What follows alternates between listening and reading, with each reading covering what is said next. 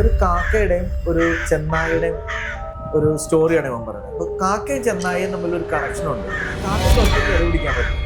അപ്പോൾ കാക്ക ചെന്നായയോട് ഒരു അണ്ടർസ്റ്റാൻഡിങ് ഉണ്ടാക്കിയിട്ടുണ്ട്. എവിടെയാണ് ഇരയുള്ളതെന്ന് കാക്ക കണ്ടുപിടിക്കും. എന്നിട്ട് കാക്ക ചെന്നായിക്ക് ഒരു സിഗ്നൽ കൊടുക്കും. അപ്പോൾ ചെന്നായി പോയി അതിനെ കൊല്ലും. ചെന്നായിക്ക് ആവശ്യമുള്ളത് കഴിക്കും. അത് കഴിഞ്ഞിട്ട് വേസ്റ്റ് വെക്കുന്നത് കാക്ക കഴിക്കും. അപ്പോൾ ചെന്നായും കാക്കയും തമ്മിലുള്ള ഈ അണ്ടർസ്റ്റാൻഡിങ് ആണ് പുള്ളിയുടെ ടാറ്റുവിന് വേണ്ടിയിട്ട് എന്നോട് പറഞ്ഞത്. ഒരു കാഫിൽ ഒരു കാക്ക, മറ്റേ കാഫിൽ ഒരു ചെന്നായി. ഇത് അപ്പം നമ്മളിങ്ങനെ പല ഘട്ടമായിട്ടൊക്കെ ഒരു യുദ്ധഭൂമിയിലാണ് ഈ ചെന്നായി നിൽക്കുന്നത്. അപ്പോൾ യുദ്ധഭൂമിയിൽ അവിടെ ഇവിടെയൊക്കെ രഥചക്രങ്ങളൊക്കെ പൊളിഞ്ഞു കിടക്കുന്നു. അവിടെ ആൾക്കാർ അവിടെ വീണ് കിടക്കുന്നു.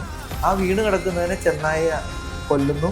ആ കൊന്നതിനെ ഈ കാക്ക പോയിട്ട് അതിൻ്റെ വേസ്റ്റ് ഭക്ഷിക്കുന്നു. അപ്പോൾ ഈ ഒരു നമ്മളിങ്ങനെ വിഷ്വലൈസ് ചെയ്യുകയാണെങ്കിൽ ഇയാളുടെ കാല് രണ്ടും എപ്പോഴൊക്കെ അടുത്ത് വരുന്നോ ഒരു യുദ്ധഭൂമി നമുക്ക് അവിടെ കാണാൻ പറ്റും. അപ്പോൾ ഒരു ടാറ്റുവിൻ്റെ പുറകിൽ അങ്ങനത്തെ ഒരു വിഷ്വൽ വരിക എന്ന് പറയുന്നത് ഒരു ആർട്ടിസ്റ്റ് എന്നുള്ള രീതിക്ക് എന്നെ സംബന്ധിച്ച് അത് ഭയങ്കര രസമുള്ളൊരു സംഭവമാണ്.